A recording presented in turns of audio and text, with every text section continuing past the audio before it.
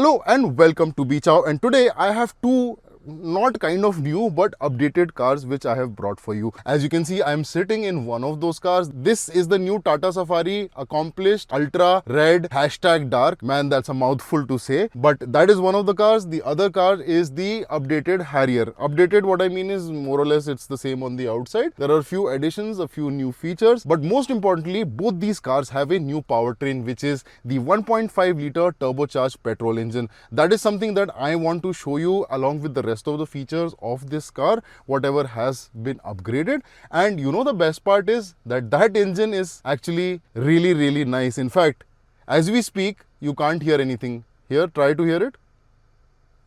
Nothing. You can probably hear the air conditioning, but let me tell you, let me go out, and even now I think you won't be able to hear that engine until I come over here.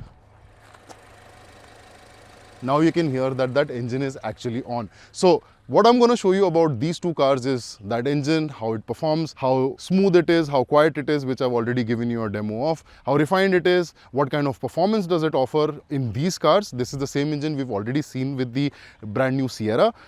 It is slightly more upgraded in terms of its overall power and torque, and it's been now plonked into both this new edition Safari as well as the Harrier. So we're going to check those things along with what we get on the interior as brand new updated features. Okay, so let's start with what you get with this new updated Tata Safari on the outside. As you can see, everything is pretty much black. You get these nice new design 19-inch alloy wheels, and one quick thing to notice is that the brake calipers, both front as well as over here on the rear, are also in red. Along with that, there is not much changed in the overall design of this car. You do get red Safari badging over here on the side. You also get this #dark badge on the side fenders. Oh, and also you get this little trim piece over here, which is also in red, which matches with the red on the inside of the car. On the outside, that's pretty much about it. So let's take you to the inside. Now here on the inside is where you will find a lot of the changes. For example, you get red accents over here on the door handles. You also get the same red accent over here on the center console, and you get this, not exactly carbon fiber, but they call it something dark carbon. This is a new trim piece design which comes all the way across on the dashboard. And as you can see, the seats on this car is completely red. You also get a red center armrest. You can adjust the center armrest now. This is something which is new for both the Harrier as well as the Safari. And on the back also, you have similarly styled red color seats. Maybe for some this is a little too red, maybe for some it is not. You guys let me know down in the comments if this interior is a bit too much for you, or do you find it actually sporty. If you ask me, I actually find it quite sporty because the combination of a full black interior, otherwise you have the entire roof which is black, the side pillars are black, the doors are black, and then you have red seats. So it kind of does look nice in a way. Additionally, what you also do get over here is this QLED 36.9-inch screen, which is made by Samsung. It's actually quite big and it is very crisp. I'll just try putting the navigation on it so you can see how crisp this screen actually is. Along with that, rest everything over here on the center console is pretty standard. You get a wireless charger over here, you get your terrain response modes over here, you have this nice big chunky lever for the gear selection, and you have your auto hold as well as the parking brake over here. If you move the armrest back, you will find cup holders over here, and if you open this up, you will find a cooled glove box along with a 12-volt charging socket and a dongle which doesn't come with the car. This is only something which is with this particular test drive model. So the new thing what they've given over here is that once you adjust this mirror to your liking and you adjust the seat to your liking, then all you need to do is press this memory button once and then select whichever setting you want to save it on.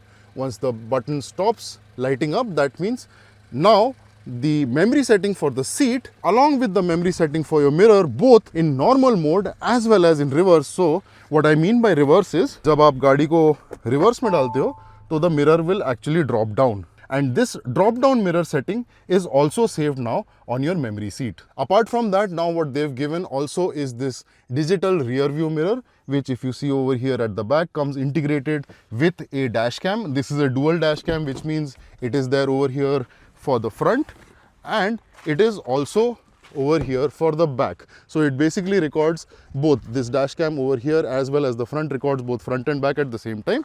And यहाँ पे अगर आप नीचे देखोगे, this is the rear view camera. Now the rear view camera on both this at the back as well as over here at the front, this one, you can see this little nubbin down here. This is actually a washer. So this will basically pop out and wash the camera whenever it is dirty, both front as well as rear. Alright, so that's about it when it comes to the overall features that have been added to these new variants. And now the main feature which I want to talk about and test more is that engine. So let's take this car out for a drive and see how that engine performs. Okay, first things first here, the one thing I love about Tata cars is this build quality. It is absolutely isolated over here on the inside. The doors feel nice and chunky, and when you close it, it doesn't have that metallic feel. It has that nice soft thud. This is something that I think Tata has worked a lot across all of their cars, not just the Safari or the Harrier. Even the new Sierra has that. And one more thing which I noticed about the new Sierra is build quality in terms of its shut lines, in terms of its overall finishes. The final touch finishes are really good. Anyways, come back to the Sierra now. Let's put it on drive, release the parking brake and head out. Now, as I mentioned earlier, this car feels absolutely silent when you're sitting over here on the inside. In fact, when I'm giving that light throttle, when you start off the car, you have that clutch disengaging where you have slightly higher RPM. Even then also, it's very hard to actually hear the engine. The engine is so silent. Now, this is the same engine that's also there in the Tata Sierra, but there is a different state of tune. In the Sierra, this engine comes with 160 PS and about 255 Newton meters of torque. What we have over here with the Safari, everything is the same, only it's a remap or a retune, where now this car has 170 PS and 280 Newton meters of torque. Now, in terms of its power, there is not a lot of difference. 10 PS, matlab roughly around 6 or 7 bhp ka difference hai, which is not a lot. But the significant difference is in the torque, which has gone from 255 Nm to, in this car, 280 mm. And that is kind of required because there is a huge weight difference as well. The Safari is about 300 kgs heavier compared to the Sierra, so you need more torque, otherwise the car will feel very sluggish, and especially in its low end, it won't feel like it's moving very well. Now, I'm currently on a not so good patch of road. It's all broken and very sharp cuts on the road, but as you can see on the inside, it's very comfortable, it's very quiet, and overall the suspensions are doing a great job in keeping the car leveled. That is the other thing which I in general really like about Tata cars, that if you're looking for a car which is comfortable, if you're looking for a car which can tackle the potholes and the bad road conditions which we have in our cities, well, then Tata has actually kind of mastered a comfortable suspension across all their cars. Coming onto the main road, the engine is still super refined, it's still super silent. Absolutely nothing is what I can hear on the inside. In fact, I can hear wind noise. I've started hearing wind noise, but मेरे को engine की आवाज जरा भी नहीं आ रही है. The engine in general is very smooth. It's very refined, and it has a decent amount of drive as well. I mean, it does pick up pretty decently. It's smooth engine for sure. A nice and comfortable car though overall. But now let's see if I put my foot down. Yeah, the engine has a decent amount of poke. Obviously, it is not as pokey or it's not as potent as it was in the Sierra, because as I mentioned, this is 300 kgs approximately heavier compared to the Sierra. So the engine is actually lugging around a lot more weight. That said though, when you do put your foot down, it still feels pretty decent. It's not extremely fast. That said though, it still does accelerate quite well, but the acceleration is not so well defined, or it's not so well felt, because the acceleration is actually very linear, where I was actually thinking that the car is not accelerating or it's not too fast, but when I looked down, I had already crossed 75 kilometers per hour in a very short amount of distance, which means that there is acceleration, but it hides, it masks its acceleration in a way where the acceleration is not the priority. The linear acceleration and having a comfortable drive through is a priority. This is again the same 6-speed torque converter which came in the Sierra as well, which is also mated to this engine. And as far as what I can drive in these slow driving situations where I'm in second gear and third gear, the torque converter is also very smooth. It's not giving me any sort of jerky movement. I would say if you compare their 1.5 diesel with the 6-speed torque converter versus this, there is a massive difference. Now there's one thing which I noticed with Sierra. Let me just try doing that. I'm gonna put this car on sport mode now. Sport mode is basically going to sharpen the throttle response. The kickdown is a little more aggressive. Yes, the kickdown on the transmission is a little more aggressive. The power delivery feels a little bit more aggressive and more instantaneous. The turbo spool in this is actually very, very good. The good thing I feel about this engine is that this engine actually has a very, very healthy low end, because the turbocharger on this is not very big. It's obviously a 1.5 liter engine, so the turbocharger is also not a very massive or a very big turbocharger. That said though, because of how the engine is set, it gives a lot of torque in the bottom end, which means this car is actually, see, instantly, as soon as I put my foot down, I instantly get a jump in terms of the power delivery. That is what kind of makes it really, really essentially good when you're driving in the city, where you need to perform quick overtakes or where you need to catch up and build up speed immediately. That is where this engine is really, really handy. And I don't have any complaints with that torque converter as well, because it downshifts pretty reasonably fast. It understands that you need power, it downshifts, it goes into that turbo spool zone where the turbo is spooling, and it gives you that power. All of that happens in a very short period of time. See, I had to overtake over there, it instantly kicked down, gave me that instant boost with a lower gear to accelerate, and I was able to quickly overtake and perform my overtake and come back in my safe speed zone. Ah man, the suspensions on this car, like I'm purposely putting it over bad roads. Literally, I'm currently driving on a patch of road which is completely broken. In fact, there is no road under two wheels, and man, the suspensions on all of these Tata cars are incredibly good. Just look at how it's going over those bad roads. No drama whatsoever. So now I'm going to put the car in manual. I am on M2. Foot down.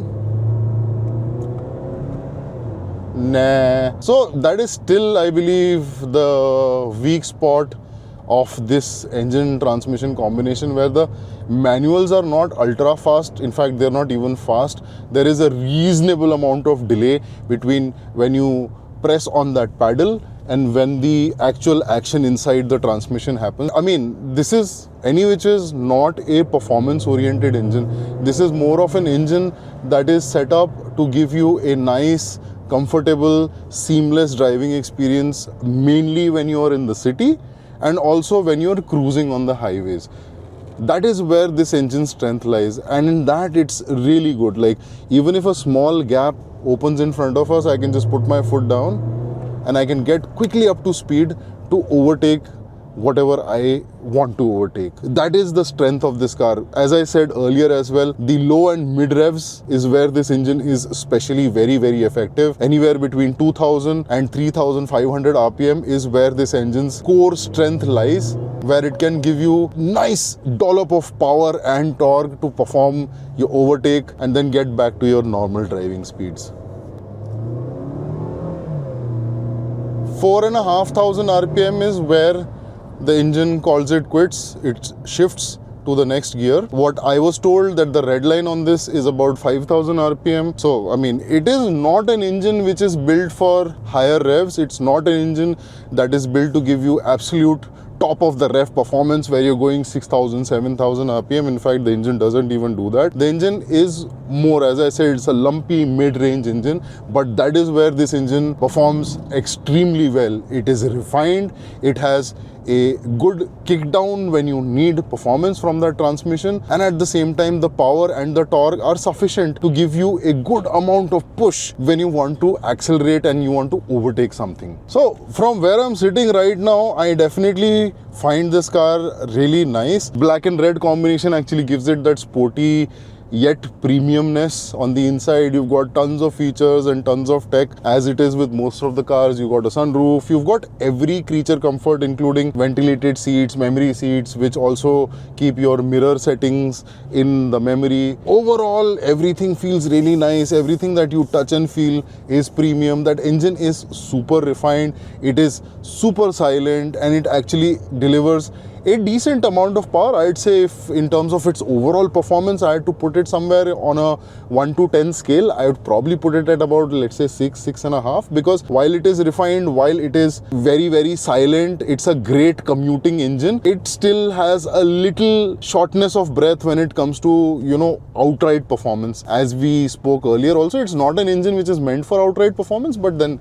still not bad at all, not bad at all. Alright, so that is the Safari. That's how this engine feels in the Safari. Now, I believe the Harrier and Safari are more or less the same when it comes to their overall weight, so it shouldn't feel a lot different in the Harrier as how it feels in this car. That said though, if we have the opportunity and we have a Harrier with us, we should definitely try it, shouldn't we? So we're going to go now and try it. Now the good part is that for all you enthusiasts out there, this engine is also going to come with a 6-speed manual in both the Harrier as well as the Safari. So if you want a manual transmission, well, you are not going to be disappointed as you probably were with the Sierra, because the Sierra as of this moment doesn't come with a manual transmission with the 160 horsepower TGDI engine.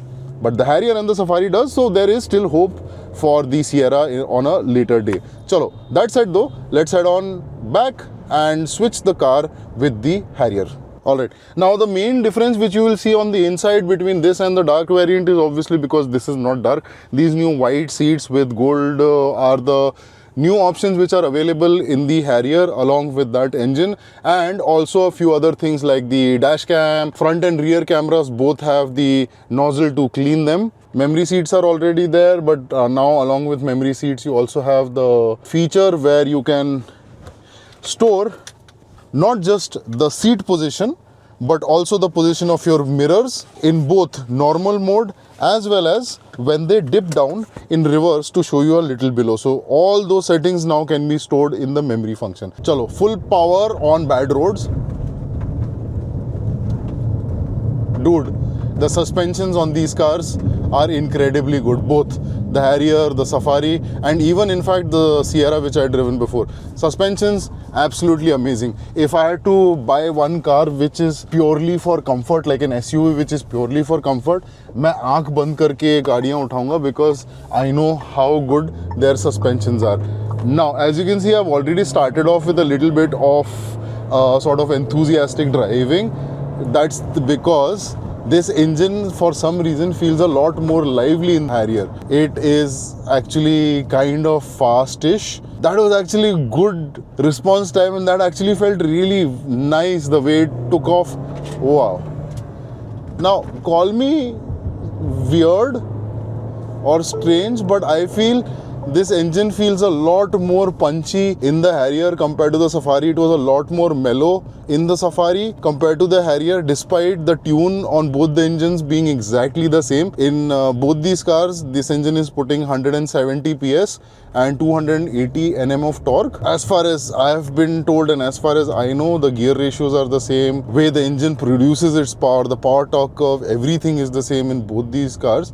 But it somehow feels a little more lively over here. Maybe the power torque curve is not the same. Maybe they've tuned it a little different for this particular car. But this definitely feels a lot more lively. So if I am somebody who's not so much into comfort, if I need a big car which I can have a good experience driving it, which is a little fun to drive while at the same time also is comfortable, I would go with the Harrier over the Safari anytime. Because this engine right from the get-go feels a lot more lively. And when you're done with your hooning around and you're stuck in traffic like how I am right now, well, the engine actually settles down. The sound from the engine is a little bit more pronounced compared to what I felt in the Safari. That said though, it's not at all a deal breaker because it's still very refined. It's still relatively very silent, although you do hear the hum a little bit more pronounced compared to the Safari for sure. But I mean, it's still a comfortable car. Now, here's the important part. I want to overtake this guy. Foot down, doing 980, back in my lane.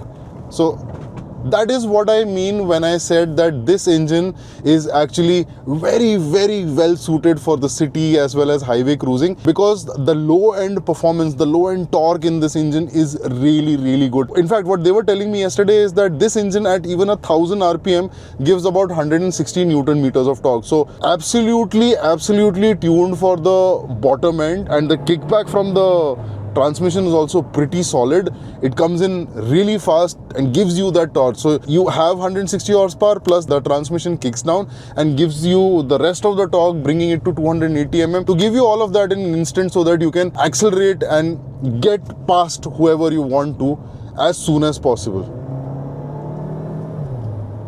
Yes, really nice. Am I the only one who's feeling that this car is a little louder compared to the Safari? The engine is louder here. Keeping it at 2000 RPM, foot down, instant. See?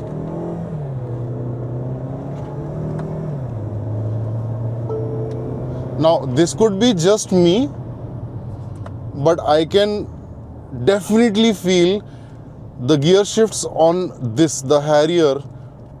I felt them to be a slight bit faster compared to how they were set up in the Safari. Like, this engine is really, really nice after 1500 RPM. Like right now I'm downshifting to get the engine in the right power band. 2000 RPM, foot down, instant.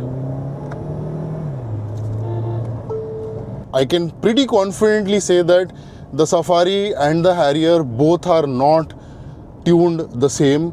There is definitely a difference in the power torque curve, how both the cars and both the engines are set up to give you that power delivery. In fact, even the transmissions also feel a little different in their entire setup, where this feels a lot more quicker and a lot more eager to shift, while at the same time the Safari feels a lot more linear. Of course, that car is more family oriented. That car is more of a 7-seater, a car which is supposed to carry people in comfort and ease, and that's what you can feel that car being set up towards. The gearbox doesn't jump at you, the power doesn't jump at you. It's a lot more linear, while as in this feels more set up for somebody who's a driving enthusiast, somebody who would like to get that extra last bit of punch from their car and their engine. You are pretty decently, I'm not sure you're that well isolated, you still can feel a little with the elements on the outside. Somehow I don't feel that well isolated in here. I mean, it is like, let me see.